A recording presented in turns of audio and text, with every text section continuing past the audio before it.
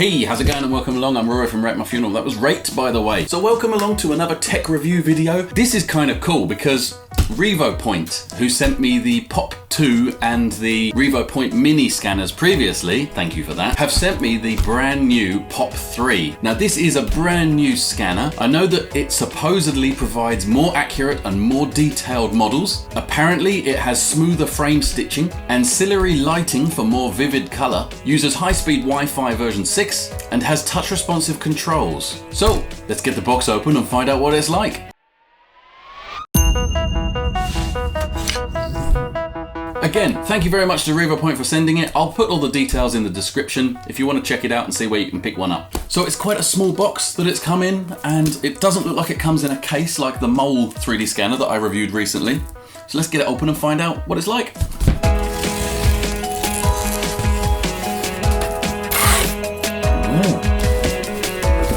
It's a box within a box again. That old chestnut. Comes in a quite nice box, nice vibrant white color. Picture of the scanner on the front, a few details on the back. And let me bring it over so you can see. That is what we've got. So it looks like we've got a square scanning table this time. Ta-da! So inside of the box we have the rotating turntable. We have the tripod stand which splits and extends and so on. All the necessary cables, adapters, a mobile phone adapter, additional spots, sticky for the turntable, the pieces for the turntable, more cables, another head. So this is quite funny. I mentioned in the Revopoint mini review how we had these two little models, and we had the original big one and then the tiny little dinky one. Well, now we've got a mid-range one. So now I've got a full set. And then we've got the scanner itself. Just for information, this is a very nice velvet insert to the box.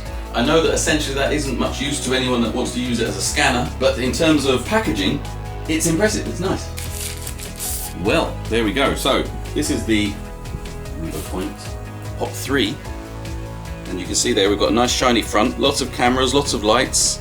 On the back we've got some buttons and the connector. USB-C now, worth noting.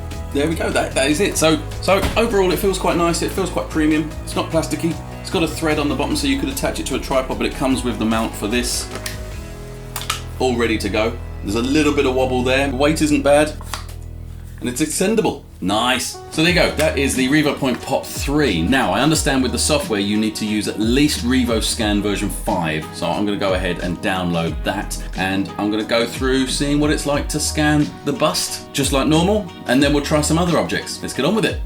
Right. I've installed the latest version of Revopoint, which is 5.06 or something right at this moment. I have my scanner here. I opened up the cables. So we have two cables. This one is USB-C to USB-C, plus it's also got a standard USB on there. So this is probably for connecting to a phone, I would imagine. And then this is the longer cable that is USB-C through to a standard USB. And they've got it's got an extra little bit on the end there, which allows you to screw it in to keep it secure, which is quite a nice design. And it looks like that when it's connected. Right, and I've now plugged that into the PC. Excuse the mess, I'm in the middle of trying to organise my office here a bit. So anyway, so that's plugged in. I've got a flashing red light on the back. It's come up on here. It now sees it, so it's setting it up. I've got a green light. There we go, and it's popped up.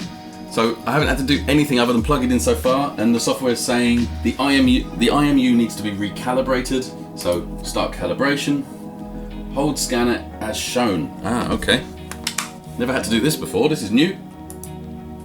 Wow, okay, we've got to do a full rotation like it says. So that's vertical calibration done. My cable's getting a bit... Oh no, I didn't screw it in enough, it's thought that the cable's come out. I came over and showed you what it looked like and I hadn't even screwed it in properly. Silly Rory. So I'm starting my calibration again. Okay, so now we have to turn it in a vertical line with your body. Alright, it's done.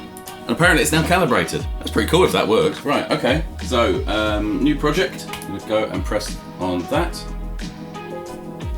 Okay, the lights are alive. That's just my firewall asking if it's okay. So just then my firewall popped up and tried to block it. I allowed it, but obviously the software had already gone, well, I can't see the camera. So this is now restarted again. Right, so it's now connected. We'll set it going again. Okay, and there we go. Oh, we've got information. Oh, okay, that's quite interesting. So let's go with. So what we can see is we've got this bar here. So if I get too close, it goes into the too near, and if I pull it further away, it goes into the excellent, and as I come further away, it goes into good. So that apparently is just right for excellent. I'm gonna just leave it all as default. That's what something I like to do is just leave everything as default and just see what happens, you know, if I just try and do it without messing with anything. So let's just go ahead and hit start. Right, okay, this looks cool. Right, we've got our model being generated in the middle there.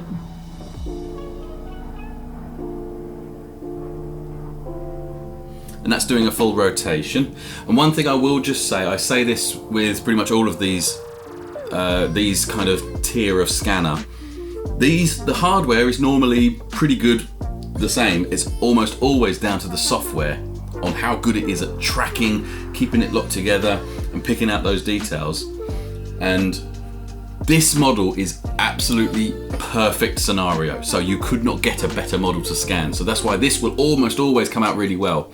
But just to get to grips with the scanner, that's why I like to do it. Right, so it's done that. So I'm just going to try raising this up now, because I just want to get the top of his head in and see how well, like I say, how well that keeps that stuck without losing its tracking. Now it is telling me to keep steady. Now I'm being as steady as I can. There's a little hole in the top of his head I want to get rid of. There we go. And I'm just going to come down here and make sure that we've got the underside of his nose.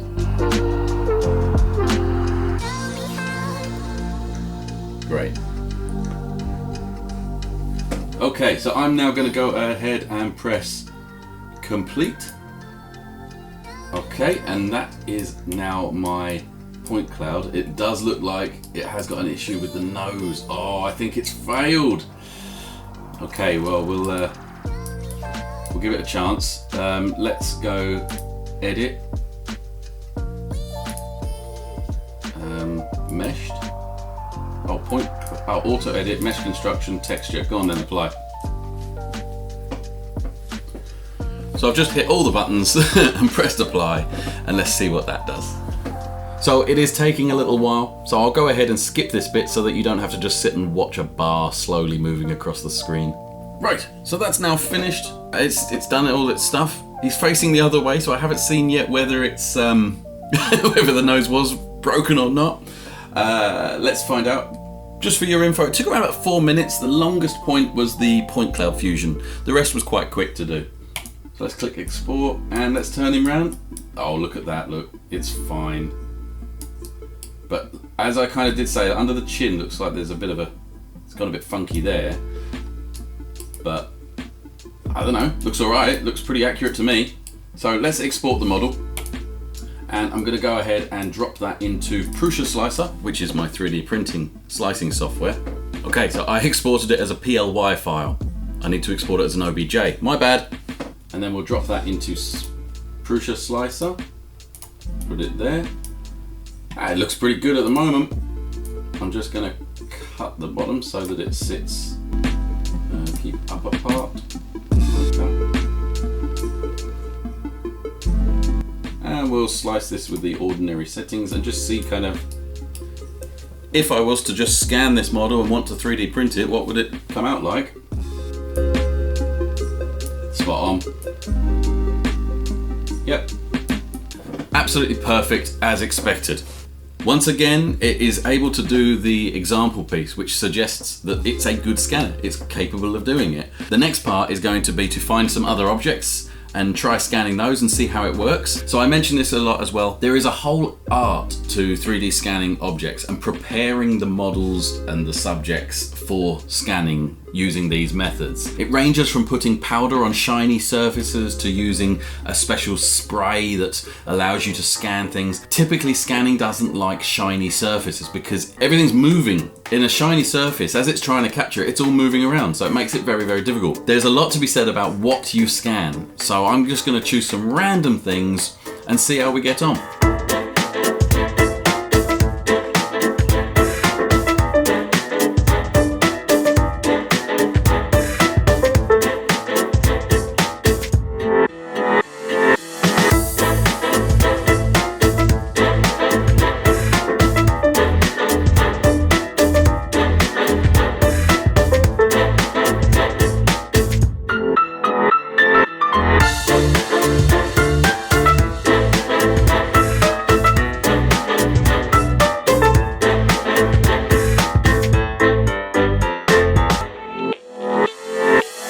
Right, I have now scanned a bunch of different things to varying different results. Let's have a quick look through them and see how we got on. So we're going to start off with, this was a golf shoe, and what you can clearly see here is that in all fairness, it's actually come out all right. Now, obviously we're missing the black bits, and this is exactly what I was saying about. You need to prepare the thing. So ideally, the black areas of this shoe, I would have put maybe some powder on or something like that. And also I did have a bit of trouble getting the back here, but again, it's because it was dark. This area came through mostly because it was dirty. This one didn't. Yeah, and overall, it didn't come out too badly. I'm quite impressed with it. You know, at the end of the day, this is quite an intricate shape to model, and this has all come out nicely to scale. So I'm quite impressed with that one. The next one is a brick, and other than the fact that it missed a bit there, which was entirely my fault, I just didn't notice that I hadn't fully scanned all of that. Again, it came out really well. Now, what I ideally should have done is put the brick maybe on the least side, scanned the whole thing, and then flipped it round the other way and scanned it again, and then I would have probably got the whole brick underside as well. But again, overall, it's come out quite well, considering, you know, this took a few minutes to do. If you compare that with if you were trying to use photogrammetry, and I've done many bricks in photogrammetry, and you know, you can spend a lot more time gathering a lot of images and stitching them all together, whereas this was in just minutes. So again, quite impressed with how the brick has come out. And here we have a cupcake. Again, this is another one that's come out really well. You can see there's a lot of good detail. The lighting on it's pretty good. It's got a nice texture, and you know, you could even import that into you know, something like Cinema 4D, and boom, you've got a photoreal cupcake. Remesh it a little to tidy up the geometry, and that's a great model. So overall, the cupcake, very impressed with. This one hasn't really worked out well, and I'm not sure exactly why. It's come out as if it was really shiny. I get it. It might be that it's just a little bit too small and complex, you know, because this is the actual thing. You know, it's quite a small, detailed model. This one might be better with the Pop Mini. Oops, sorry, Bender. Rather than with the Pop 3. But I mean, it's the model's there, the shape's there. It's worked. But the texture's really odd. But yeah, it's an interesting one. Then this was that little plant. Now, what you can see here, this is an interesting one to me, because this is technically, it's come out quite well. You know, the way that it's actually managed to get all of the green bits, apart from a few little areas it couldn't get at, which I'd probably need to do a few more passes to collect, was really good. But obviously all the black shininess on the ceramic jar that it's in, none of that came out at all. So it means that it's, you know, it's not ideal. However, if you were wanting to use this, you still could use this, because you could fill in the rest of that with geometry, and you'd have that nice shape at the top there. So yeah, not bad. It's not actually come out too bad. Obviously, just excusing the fact that it's missing a lot of the geometry from the jar. Yeah, there you go. So this thing, I don't know what this is. This is an LOL doll or something like this. I stole it off one of my girls, and it was just because it was a really interesting shape. Obviously, it had all this super curly hair. The eyes were jet black, so at the end of the day, they were never going to come out. And to be honest, this thing was tiny. Like, it's really small. It's this little tiny thing. I'd say, yeah, probably it could have done better. Not the best example, but I gave it a try. So this one, I tried to scan this, almost empty reel of filament. I thought it would be interesting, and I thought because it was a cardboard reel, it should come out really well. It wasn't shiny, but it really struggled with it, and I don't know why. I tried several times, and I tried it in different orientations, and I'll tell you, it's the weirdest thing. If you put this in a vertical orientation and try and scan it while it's rotating, it goes crazy. Like, it literally just starts whizzing off across the screen. I don't know why. I don't know whether this is something I'm doing or it's something to do with this particular shape, or I don't know what it is. One thing I did do was I removed all the filament from it and then gave it another go, and then it did seem to come out a lot better. I didn't go right underneath, but it did seem to work a little better. So it might have been something to do with the amount of filament that was twisted around it, but I did kind of get a scan out of it in the end. But like I say, I had a real trouble with that one. So if you're of a nervous disposition, look away now. So this is where I tried to scan my face. First attempt, obviously, it's quite horrific, but I don't know, maybe if I had someone else doing it for me rather than trying to do it myself, it might be better. The eyes are just, yeah, it's just awful. But in all fairness, the detail is not bad. I mean, this god-awful forehead of mine, look at that. That was attempt number one. I then did have another try, and for the second attempt, I changed the lighting in the room to see how that would affect it. And as you can see, even though there's definitely something wrong there, at one point it lost tracking, and then it created a duplicate of my head, which is such a shame, because when you look at it from here, this was going to be really good. I mean, you can see how terrible my skin is and everything. You know, there's a great amount of detail. So once I fixed the lighting in the room, but yeah, like I said, I had trouble getting it to keep the track. It kept losing it. So this is something I'd say, if you're trying to do it yourself, is really hard to do. But if you've got somebody that can help you, I bet you it'll be an awful lot easier. I just wasn't going to subject my other half to having to look at this. I mean, to be fair, it's making me feel kind of strange right now. Let's move on. This was an interesting one. So this is the Daddy Pig Peppa Pig toy, which again, you can see the glasses didn't come out because they are black, so it didn't pick up those at all. But everything else actually came out really well. So I didn't get underneath it, so it's missing a bit off the bottom there. But the actual level of detail and so on that, yeah, I'm quite impressed with how well that one's come out, considering that is actually a little bit shiny as well. And remember, again, I've said this a lot of times because this is so important. I didn't do any prep on these. I didn't do anything to help the scanning. I just stuck them on the turntable and tried to do it. So yeah, Daddy Pig was really good. And then finally, I got another one of the kids' toys. This is a kind of weird scrunchy thing. Look, it's this thing, you see, and you squeeze it and this blob of goo comes out of its mouth. It's a very odd toy, but I thought because it's furry, it would be interesting to see how this come out. And to be fair, I'm really quite impressed with, you know, how well this has actually put this model together, and you can see all the detail. You can see that that's a stitched eye, just like it is on the real one. Obviously, there's nothing inside it, but it's come out really well. So overall, I'm actually genuinely very impressed. And there you have it. That is the Revopoint Pop 3 handheld 3D scanner. And overall, it's pretty decent. The biggest trouble I had was, as I always say, was with the software. Biggest problem was trying to keep the tracking, and I often had to restart and do it again. I appreciate, obviously, certain conditions will affect this, the objects will affect this is what I always talk about, but at least that is a software issue. That can be resolved through software updates. So I'm not so worried about that. It will get there eventually. The hardware is good, but there's a really important point, and I know I reiterate about this all the time. This is the kind of technology where we're not quite at the stage where you can just get something like this out of the box, use it, and it'll always work. There is a kind of art meets science aspect to it. You have to kind of figure out certain ways to do things. Certain things have different approaches. Lots of variables affect different things. It's a bit like the 3D printing. You know, we're still not to the point where you can just buy a 3D printer and it will always work.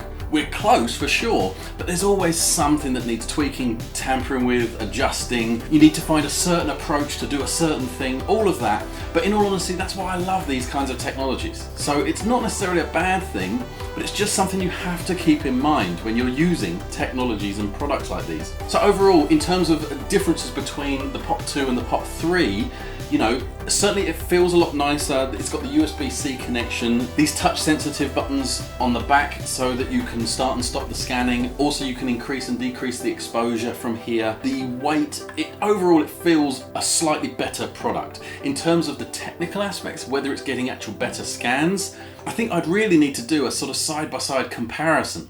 And now that's an interesting point. What would it be like to do a Revopoint Mini Pop 2 and Pop 3 comparison and really go into the details?